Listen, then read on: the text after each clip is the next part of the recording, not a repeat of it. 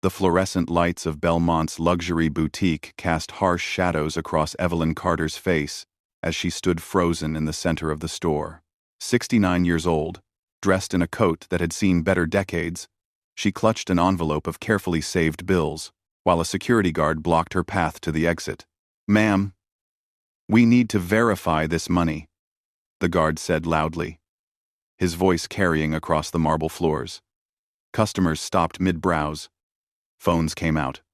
Whispers spread like wildfire. The store manager held Evelyn's cash up to the light with theatrical suspicion, her lips curled in disgust as if the bills themselves were contaminated.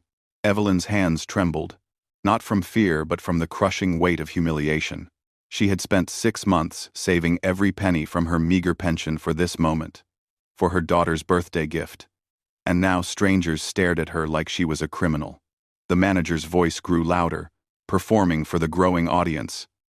"These could be counterfeit. We've had problems with people like you coming in here. People like you." The words hit Evelyn like a slap, her vision blurred with tears she refused to let fall.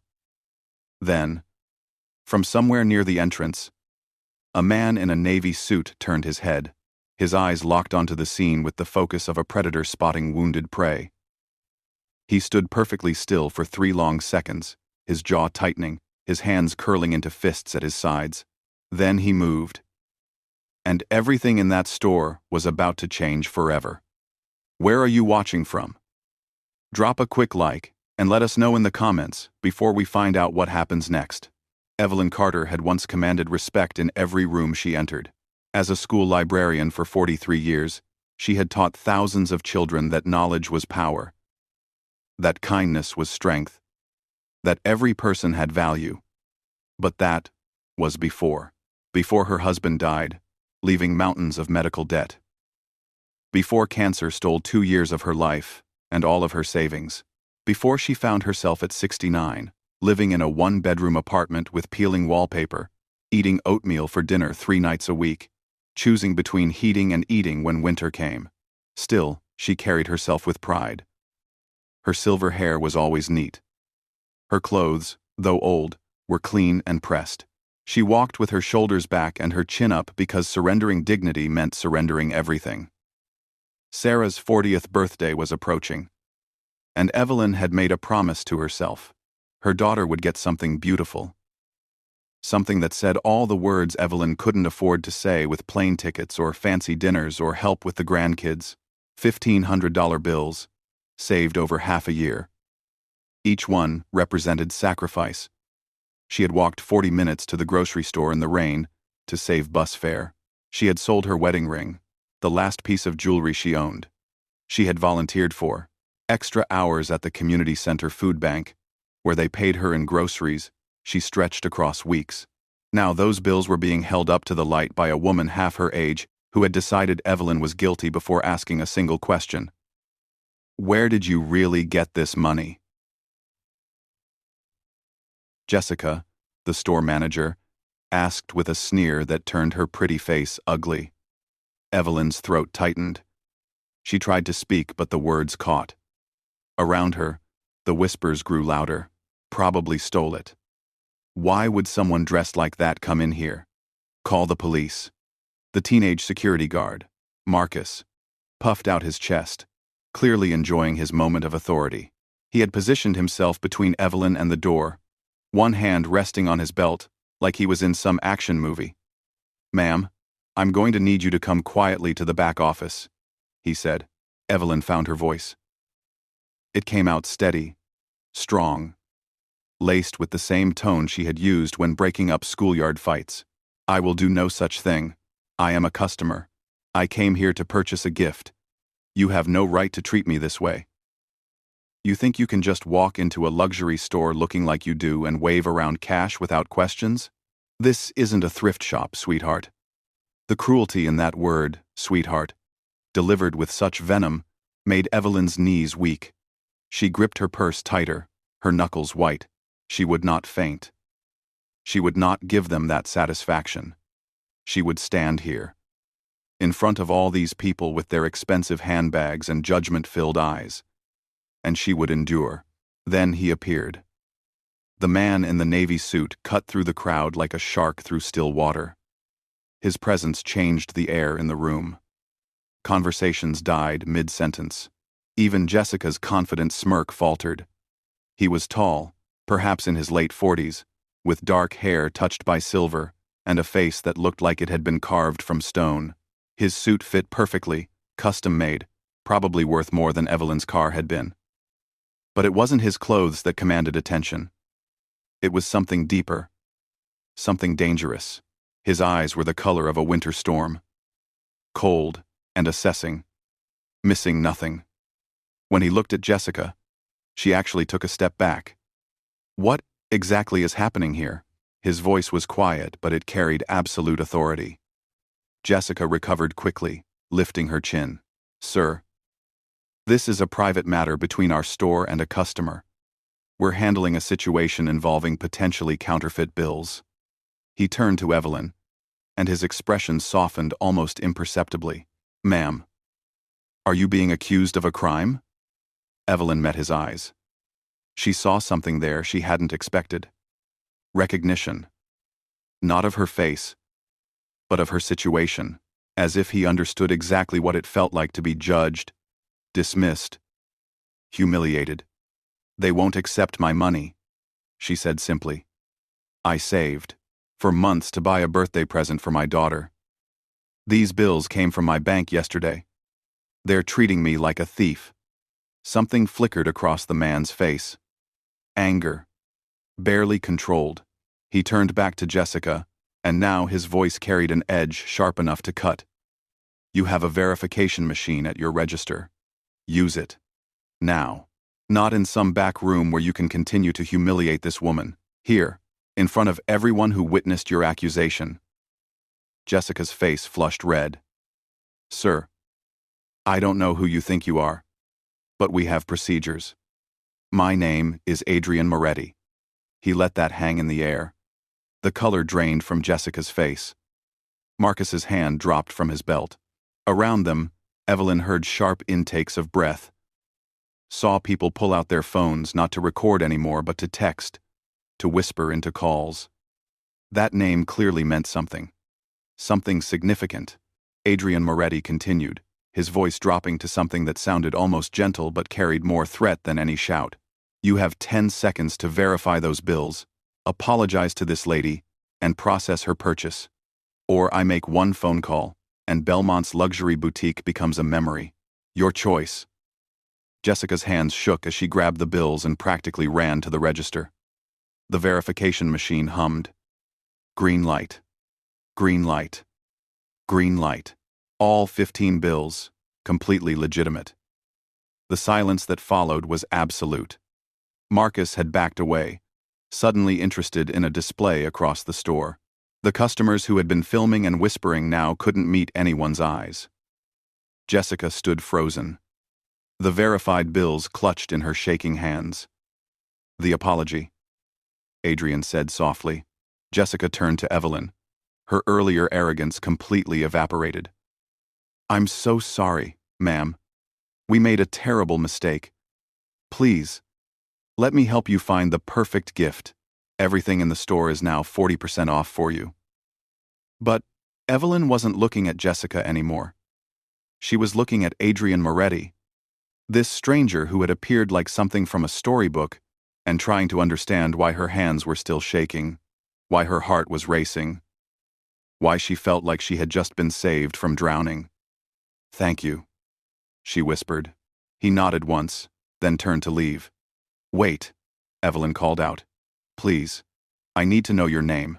I need to thank you properly. He paused at the entrance, looking back over his shoulder. You already have, ma'am. My name is Adrian Moretti, and you owe me nothing. What happened here was wrong. That's all that matters. Then, he was gone, disappearing into the afternoon sunlight, leaving Evelyn standing in a store that suddenly felt too small, too bright, too full of people who couldn't look at her anymore. 3 weeks later, Evelyn stood in the grand ballroom of the Belmore Hotel, wearing the nicest dress she owned, and feeling completely out of place. The Annual retirement gala for city educators was the one event she attended every year. A reminder of who she had been before life became about survival. She had volunteered to help with registration, needing to feel useful, to be part of something bigger than her tiny apartment, and her careful budgeting. The ballroom glittered with chandeliers and silk tablecloths, and people in clothes that cost more than her monthly pension. Evelyn checked names off lists, handed out name tags, smiled until her cheeks hurt. Then she saw him. Adrian Moretti entered through the main doors, flanked by two men in dark suits who scanned the room with the vigilance of Secret Service agents. He wore a black tuxedo that made him look like he belonged on a movie screen. People noticed him immediately, conversations pausing, heads turning, a pathway clearing as he moved toward the donor tables. Evelyn's breath caught, her hands stilled on the registration list. He was here. The man who had saved her from humiliation, whose name had made a store manager turn white with fear. What was he doing at an educator's retirement gala? "That's Adrian Moretti," whispered Linda, another volunteer, her eyes wide. "He donated $500,000 to the scholarship fund this year. They say he owns half the city. They also say you don't want to cross him. My nephew works for the police, and he says Moretti's name comes up in investigations they're not allowed to finish." Cold swept through Evelyn's body. She watched Adrian shake hands with the event organizer, his smile polite but his eyes constantly moving, assessing, calculating. This wasn't just a wealthy businessman. This was someone who operated in shadows, who wielded power like a weapon. As if sensing her stare, Adrian's gaze swept across the registration table and locked onto hers. Recognition flared in his eyes. He said something to the men flanking him, then walked directly toward her. Evelyn's pulse hammered. She wanted to run, but her feet wouldn't move. "We meet again," Adrian said when he reached the table. His voice carried the same quiet authority she remembered. But up close, she could see details she had missed before. A thin scar along his jawline, knuckles that looked like they had been broken and healed wrong, eyes that had seen things no one should see. "Mr. Moretti," Evelyn managed, "I didn't expect to see you here. I make it a point to support education," he said. "My mother was a teacher. She believed everyone deserved a chance to learn, regardless of where they came from. I honor her memory this way." There was something raw in his voice when he mentioned his mother, something that made Evelyn see past the expensive suit and dangerous reputation to the person underneath. "That's beautiful," she said softly. "I taught for over 40 years. Children are the future. Investing in them is the most important thing anyone can do."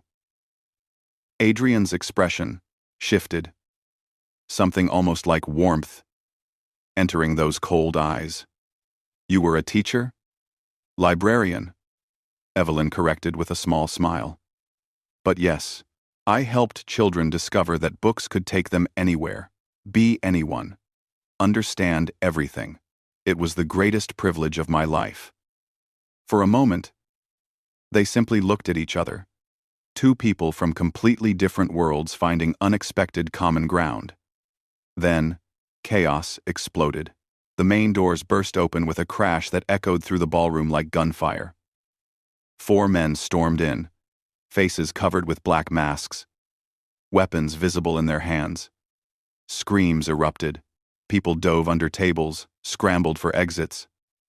Evelyn stood frozen, her mind unable to process what was happening. This was a charity gala for retired teachers. This couldn't be real. "Everyone on the ground," one of the masked men shouted. "Nobody moves. Nobody dies." But Adrian Moretti was already moving.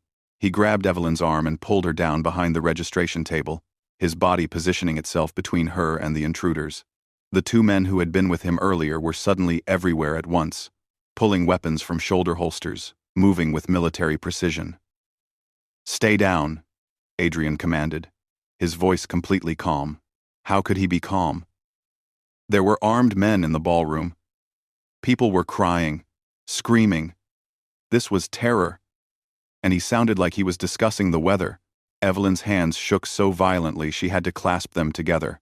Through the gap between the table and the floor, she could see polished shoes running, people crawling, the masked men spreading out across the room. "Who are they?" she whispered. "What do they want?" "Me," Adrian said simply. One of his men appeared beside them, speaking in rapid, low tones. 4 hostiles, semi-automatic weapons, exits covered. Police are 3 minutes out. Vittorio is moving the VIPs to the kitchen exit. Adrian nodded, then looked at Evelyn. "When I tell you to run, you run straight to that door." He pointed to a service entrance partially hidden by curtains. "Don't stop. Don't look back. Understood? I can't just leave all these people." "You can and you will." His eyes bored into hers. "This isn't your fight." But before Evelyn could argue, one of the masked men spotted them. He raised his weapon, shouting. Adrian moved faster than Evelyn thought possible for a man his size. He shoved her backwards, sending her sliding across the polished floor, away from the line of fire. Gunshots cracked through the ballroom. Evelyn screamed, covering her ears. More of Adrian's men appeared from nowhere, returning fire, moving civilians toward exits. The masked intruders were professionals, but Adrian's people were better. Within 90 seconds that felt like 90 hours, 3 of the intruders were on the ground, disarmed. The 4th tried to run but was tackled by one of Adrian's guards, before he made it 5 steps. Then, as suddenly as it began, it was over. Police sirens wailed outside. Adrian stood in the center of the ballroom, his tuxedo jacket torn, a cut bleeding above his eyebrow, surrounded by his men. He looked like a general after battle, commanding and utterly in control. Evelyn pulled herself to her feet, her whole body shaking. She stared at Adrian Moretti, this man who had saved her from humiliation in a boutique, who donated to education charities, who moved through gunfire like he was born in it. She whispered, though he was too far away to hear. But somehow, he turned and met her eyes across the destroyed ballroom. And in his expression, she saw the answer. He was exactly what Linda had warned her about. He was dangerous. He was powerful.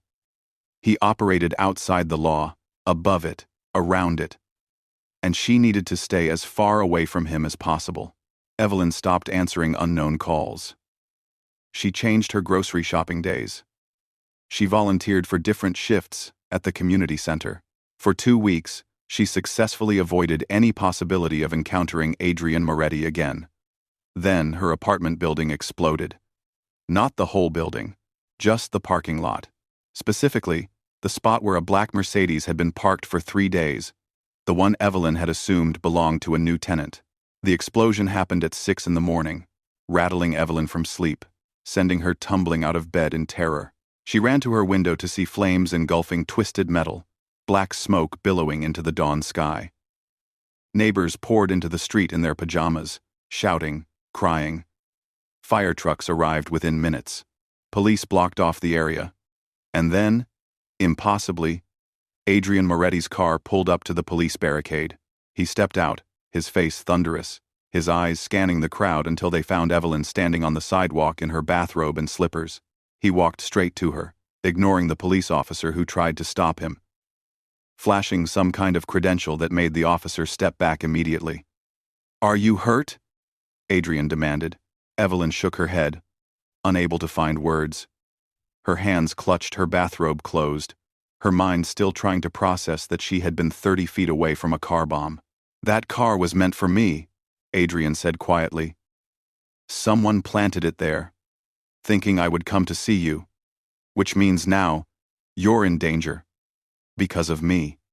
"I don't understand," Evelyn whispered. "Why would anyone think you'd come to see me? I'm nobody." Something flashed in Adrian's eyes. Hurt, maybe, or anger. "You're not nobody, and apparently, I wasn't as subtle as I thought at the gala. Someone believes you matter to me, which makes you a target. The reality of his words sank in slowly, like cold water rising. People wanted to hurt Adrian Moretti, and now they thought hurting her would accomplish that goal, because he had defended her, because he had spoken to her at the gala, because somehow, in their brief interactions, someone had decided she was important to him. "I need to get you somewhere safe," Adrian continued. "Pack a bag. My people will escort you." "No." The word came out firm, despite her shaking. "No, I won't run. I won't hide. I won't let you turn my life upside down, because you live in a world of violence and explosions." Adrian's jaw tightened. "This isn't a debate." "Yes, it is." Evelyn stood straighter, finding her teacher voice, the one that had stopped fights and commanded respect from hundreds of students over decades. "I survived my husband's death. I survived cancer. I survived poverty and humiliation, and more hard days than you can imagine. I will not survive by running away with a man I barely know into a world I want no part of." For a long moment, they stared at each other. Around them, firefighters worked on the smoldering car, police took statements, neighbors whispered and pointed. Finally, Adrian spoke, his voice low. "Then, I'll post guards. Around the clock. You won't see them, but they'll be there, and you'll check in with me twice a day so I know you're safe. I don't want your protection. You have it anyway." He pulled a card from his pocket, pressing it into her palm. "My private number. You call if anything at all, feels wrong. Pride won't stop a bullet, Evelyn." He turned and walked away before she could argue further, leaving her standing in her bathrobe with his card clutched in her hand and the smell of burning metal in her nose. That was when she realized he had called her by her first name. She had never told him her first name. Evelyn tried to return to normal life. She went to her volunteer shifts. She called her daughter and lied about everything being fine. She watched the news report about the gas leak explosion that everyone knew wasn't a gas leak. But normal was impossible because she could feel them now, the guards Adrian had promised. Sometimes she spotted them. A man in a coffee shop who never drank his coffee. A woman at the bus stop who never boarded a bus. Mostly, they were invisible. But their presence pressed on her like weight. She hated it. Hated feeling watched, protected, wrapped in cotton wool by someone else's decisions. She was 70 years old, had raised a daughter alone, had battled cancer twice, and won.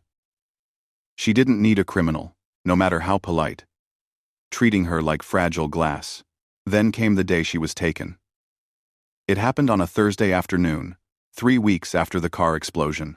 Evelyn was walking home from the library, her canvas bag full of borrowed books, thinking about the soup she would make for dinner. A van pulled up beside her. The door slid open.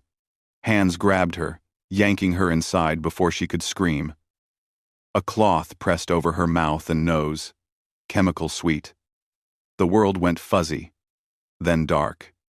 When Evelyn woke, she was in a warehouse, tied to a metal chair, her head pounding and her mouth dry as sand. Dim light filtered through grimy windows high above. The air smelled of oil and rust and something else, something rotten. "She's awake." The voice came from her left. Evelyn turned her head slowly, fighting nausea. 3 men stood near a workbench covered in tools. The one who had spoken was young, maybe 30, with slicked back hair and a suit that tried too hard to look expensive. "Mrs. Carter," he said, walking toward her with a smile that never reached his eyes. "I apologize for the rough transportation. I'm Marco Lucchesi, Adrian Moretti's cousin." Evelyn's blood went cold. Cousin. Family. What do you want? Her voice came out steady, despite her terror. "I want my dear cousin to understand his place," Marco said conversationally. "You see, Adrian has been making decisions lately that affect the family business. Decisions I don't agree with. He's going soft, focusing on charities and public relations when he should be expanding our operations. I think you're the reason why." I barely know him. Marco laughed. He put a protection detail on you. He donated money to a gala he never would have attended before meeting you. He nearly started a war over the boutique incident. Don't insult my intelligence by pretending you're nothing to him. Evelyn's mind raced. She thought about her daughter, who would worry when she didn't answer calls. She thought about the library books in her bag, now lost somewhere on the street. She thought about how absurd it was that her quiet life had led to this moment, tied up in a warehouse because a powerful man had shown her kindness. If you hurt me, he'll come for you, she said. I'm counting on it, Marco replied with that terrible smile. And when he does, when he's blinded by emotion and rage, I'll be ready. The family will see he's compromised. They'll support my leadership instead. You, Mrs. Carter, are bait. Nothing personal. He walked away, leaving Evelyn alone in the dim warehouse, with her thoughts and her fear. Hours passed, marked by the changing light through the high windows. Evelyn's wrists ached where the rope bit into them. Her back screamed from the rigid chair, but worse than the physical pain was the mental torture. If Adrian came, Marco would kill him. If Adrian didn't come, what would Marco do to her? She had lived 70 years without becoming a pawn in someone else's power game. The unfairness of it burned almost as much as her fear. Then she heard it. The sound of car doors. Footsteps. Low voices. Marco and his men tensed, weapons appearing in their hands. The warehouse door exploded inward. Adrian Moretti entered like a force of nature, flanked by a dozen men, all armed, all moving with deadly precision. Let her go, Marco. Adrian's voice echoed through the warehouse. This is between us. Marco pressed a gun to Evelyn's temple. She felt the cold metal against her skin, smelled gun oil and her own fear sweat. One more step, and I paint the walls with her brain, Marco shouted. Evelyn closed her eyes. This was it. This was how it ended, not from cancer or old age or any natural cause, but because she had been in the wrong place at the wrong time. Because someone had shown her kindness she never asked for. Look at me. Adrian's voice, softer now, speaking directly to her. Evelyn opened her eyes. Adrian stood 20 feet away, his hands raised in a gesture of surrender. His weapon holstered, but his eyes, those winter storm eyes, were locked on hers. And in them, she saw something that stunned her. Fear. Real, genuine, human fear. I'm going to get you out of here, Adrian said quietly. I promise you, Evelyn, you're going home tonight.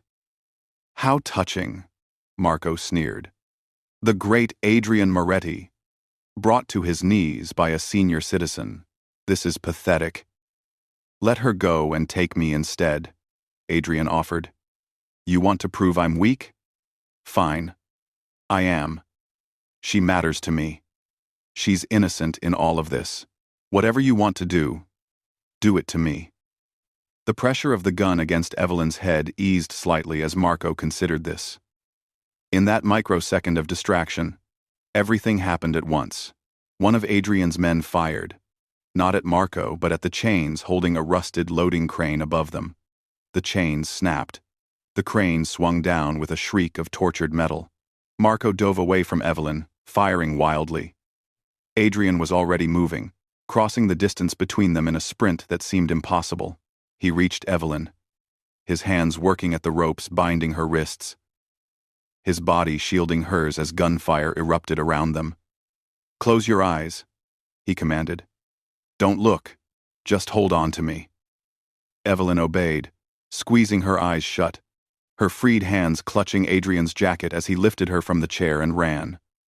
The sounds were horrifying. Gunshots. Shouting. Something heavy hitting the concrete floor. The world bounced and swayed as Adrian carried her, never slowing, never stopping. Then fresh air hit her face, cold and clean, and she was being placed gently in the back of a car. Hospital. Adrian barked to his driver. "I'm fine," Evelyn protested, though her voice shook. "You're in shock," Adrian said, climbing in beside her. His hand found hers, gripping it tightly. "And you're going to the hospital to be checked." No arguments. For once, Evelyn didn't argue. She sat in silence as the car sped through city streets, sirens wailing somewhere behind them. She stared at Adrian's hand, holding hers, at the blood on his knuckles, at the torn fabric of his shirt. He had come for her. He had risked everything, offered himself in exchange for her life. This dangerous man, this criminal, this person who lived in shadows and violence. He had been terrified. To her. The hospital kept Evelyn overnight for observation. Mild dehydration. Bruised wrists. Shock. Nothing that wouldn't heal. Adrian stayed in her room the entire time, sitting in the uncomfortable visitor chair, refusing to leave, even when nurses insisted visiting hours were over. When morning came, when the doctor cleared her for discharge, Adrian finally spoke the words he had clearly been preparing all night. "I can make you disappear," he said quietly. "New identity, new city, bank account set up, enough money to live comfortably for the rest of your life. You'll be completely safe. No one will ever find you. No one will ever threaten you again because of me." Evelyn looked at him. Really looked at him. This man who commanded fear and respect, who operated in the dark corners of society, who had somehow decided an elderly librarian mattered enough to protect. "And what would I do with this new life?" she asked. "Whatever you want. Read books. Visit your daughter without worrying someone's watching. Grow old in peace. Alone," Evelyn said. "You're offering me a safe prison." Adrian's jaw tightened. "I'm offering you safety. I didn't survive 70 years of life to hide for however many I have left." Evelyn sat up straighter in the hospital bed, ignoring the pull of sore muscles. "I won't run, Adrian. I won't disappear. And I won't let you disappear from my life either." His eyes widened slightly. Surprise, breaking through his careful control. "You should want nothing to do with me. I brought danger to your door. I put you in a warehouse with a gun to your head. People around me get hurt. People around you also get protected," Evelyn countered. "People around you get donations that pay for scholarships and food drives. People around you, sometimes, get treated with dignity when the rest of the world treats them like trash." She reached out and took his hand, the one still marked with dried blood from the rescue. "You live in a dark world, Adrian Moretti. I won't pretend I understand it or approve of it. But I see something in you, something your mother planted that's still trying to grow despite everything you've been through. You're not just violence and threats. You're also the man who defended a stranger in a boutique, who donated $500,000 to help teachers, who looked terrified at the thought of me getting hurt. So, what are you suggesting?" Adrian asked, hoarsely. "I'm suggesting you stop trying to make me disappear, and instead let me help you do something good with all that power you have," Evelyn said firmly. "You want to honor your mother? Really honor her? Then stop throwing money at charities from a distance and get involved. Use your influence to actually change things, and let me help you figure out how." For a long moment, Adrian simply stared at her. Then, slowly, a smile crossed his face. It was small, almost hesitant, like he was out of practice. But it was real. "You're serious? Completely? You want to work with me? A criminal? I want to work with a man who has resources and reach to help people who are invisible to everyone else," Evelyn corrected. "What you do with the rest of your life, the parts I don't need to know about, that's your business. But the part where you can make a difference? That could be ours." Adrian's smile grew wider. "You're unlike anyone I've ever met, Evelyn Carter." "I should hope so," she replied with a hint of her old teacher primness. "I'm one of a kind." 6 months later, Evelyn stood in the gymnasium of Jefferson Elementary School, watching students line up for new backpacks filled with supplies. Every child, from kindergarten through 5th grade, was receiving everything they needed for the school year. Notebooks, pencils, crayons, calculators, all purchased through the Moretti Education Initiative. The principal, a tired-looking woman in her 50s, kept trying to thank Evelyn, but Evelyn kept deflecting to Adrian, who stood near the entrance observing the organized chaos with an expression that might have been satisfaction. "This was your idea," Adrian had said when Evelyn tried to give him credit. "I just wrote the check." "You did more than that," Evelyn replied. "You showed up. You met with the principals. You listened to what they actually needed, instead of assuming. You're learning." And he was. Over the past months, Evelyn had become Adrian's unofficial community liaison, his bridge between the world he controlled and the world that needed help. Together, they had launched food programs in struggling neighborhoods, funded repairs for senior living facilities, created scholarship funds for trade schools. Adrian brought resources and influence. Evelyn brought decades of understanding what real people actually needed. How to implement programs that worked. How to treat recipients with dignity instead of charity.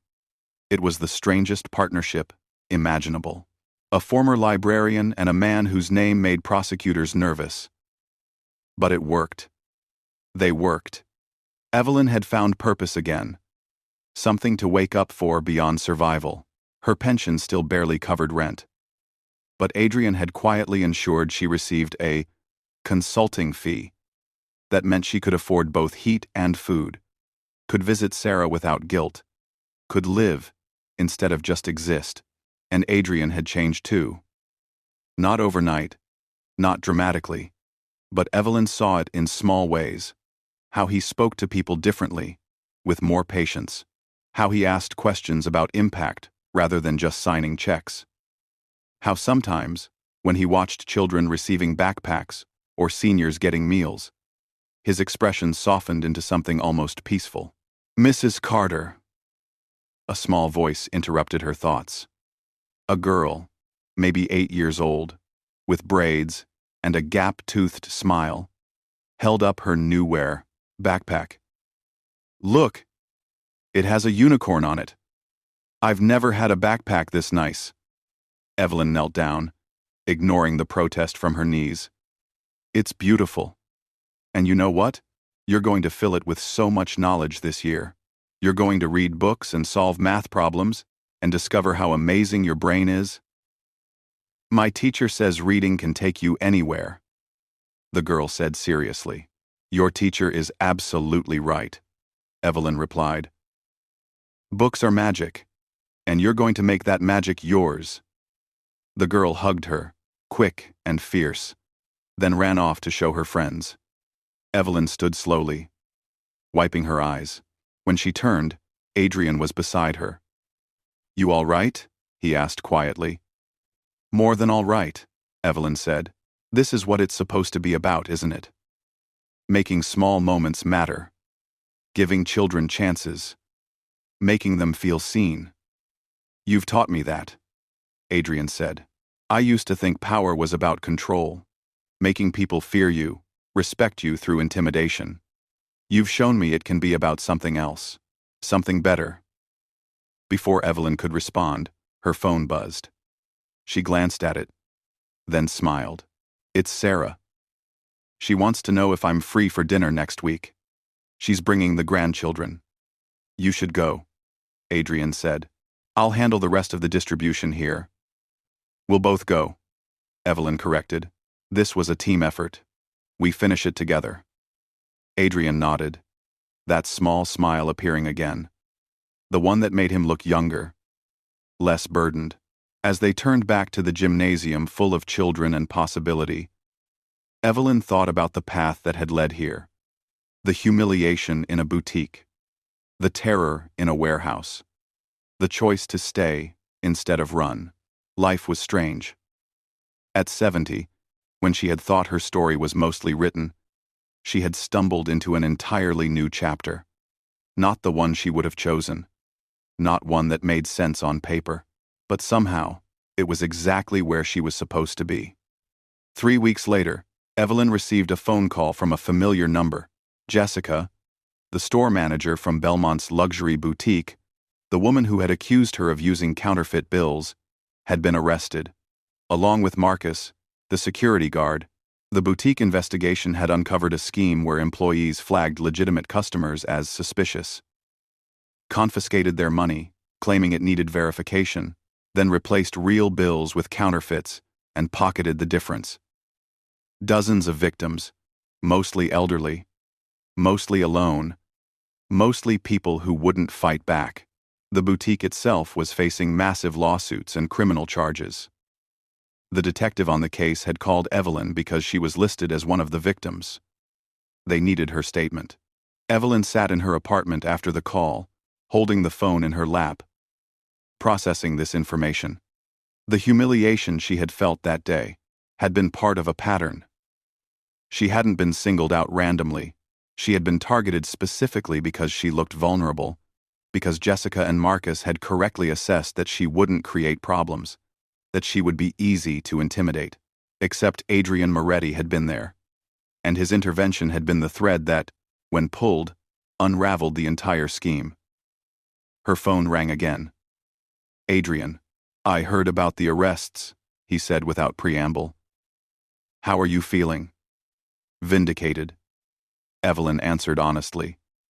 "And angry. How many others suffered what I suffered?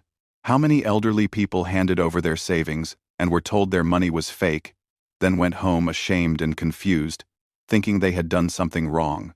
The investigation found 47 victims over 2 years," Adrian said quietly. "Most were too embarrassed to report it.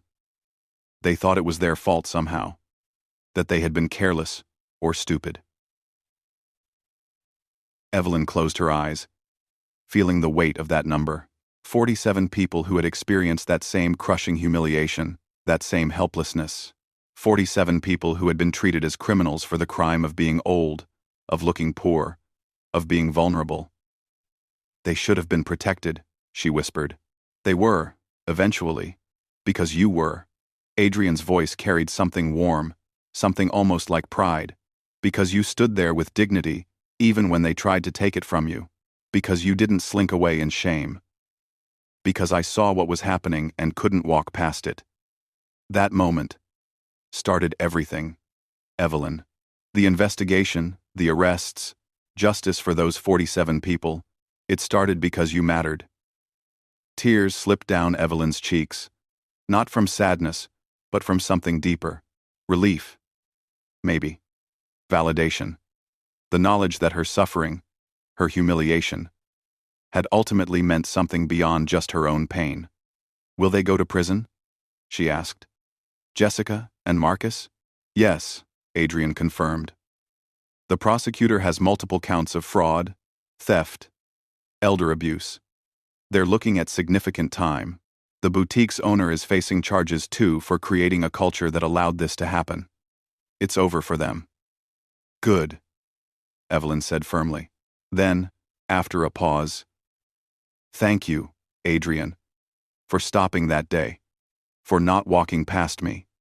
Thank you for teaching me that some things are worth stopping for," he replied. "Most of my life, I've walked past a lot of things, Evelyn. I've ignored pain, because acknowledging it meant accepting responsibility for changing it. You've shown me that power without purpose is just cruelty wearing a nicer suit." That evening, Evelyn sat in her apartment with a cup of tea, looking at the photo of her daughter on her mantel. Sarah had received her birthday gift. That silk scarf purchased with such difficulty, such humiliation, such eventual vindication. Her daughter had cried when Evelyn had finally told her the full story, had wanted to fly out immediately, had been horrified and proud in equal measure. "You're the strongest person I know, Mom," Sarah had said. "At your age, after everything you've been through, you could have just accepted how they treated you. But you didn't. You stood there with your head up, and somehow that changed everything." "At my age," Evelyn thought, with a slight smile, as if turning 70 meant surrendering dignity, accepting disrespect, fading quietly into invisibility. She had learned something in these past months, something that felt important enough to matter. Age didn't diminish worth. Poverty didn't erase humanity. And sometimes, the most unlikely connections created the most meaningful change. Her phone buzzed with a text from Adrian. Senior Center ribbon cutting tomorrow at 10. New facility, full medical services, social programs, meal delivery. Your input made it happen. Will you come? Evelyn texted back a simple yes, then set her phone down and returned to her tea. Outside her window, the city hummed with its usual chaos. Somewhere out there, Adrian Moretti was probably in some meeting, making decisions that affected lives in ways both dark and light. Somewhere out there, 47 elderly victims were receiving restitution and apologies. Somewhere out there, children were going to school with backpacks full of supplies, seniors were receiving meals, families were getting help they desperately needed. And it had all started in a boutique, with a woman in a worn coat holding an envelope of carefully saved bills, refusing to surrender her dignity even when the whole world seemed determined to take it. Evelyn Carter smiled into her tea. 70 years old, broke, tired, scarred by life and loss, but still here, still standing, still mattering, still learning that the story wasn't over until she decided it was. And she wasn't finished yet. Not by a long shot. The next morning, she woke early, dressed in her nicest outfit, and prepared for the ribbon cutting. As she locked her apartment door, she noticed the protection detail Adrian still insisted on maintaining. A man reading a newspaper at the corner who had been reading the same page for 20 minutes. A woman in a parked car pretending to check her phone. Evelyn had stopped resenting their presence. Instead, she saw them for what they were. Not a sign of weakness or imprisonment, but evidence that someone powerful had decided she was worth protecting, that her life had value, that her safety mattered. She walked to the bus stop with her head high, shoulders back, the morning sun warming her face. And when the bus arrived, she climbed aboard with a smile, ready for whatever came next. Because Evelyn Carter had learned the most important lesson of all. Your worth isn't determined by your bank account, your age, your appearance, or the opinions of people who have already decided you're invisible. Your worth is inherent, unshakable, eternal.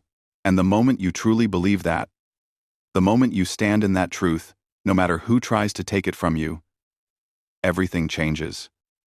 The city, the connections, the possibilities, everything. She had walked into a boutique 6 months ago, as an invisible old woman trying to buy a gift. She had walked out as someone who would help change her entire community, who would forge an impossible friendship, who would teach a dangerous man about purpose and receive protection and respect in return. Life was strange and beautiful and utterly unpredictable. And Evelyn Carter, at 70 years old, was living proof that it was never, ever too late to matter. If this story touched your heart, hit that like button, subscribe to the channel, and drop a comment telling me which moment hit you hardest. Your support means everything. And I'll see you in the next one.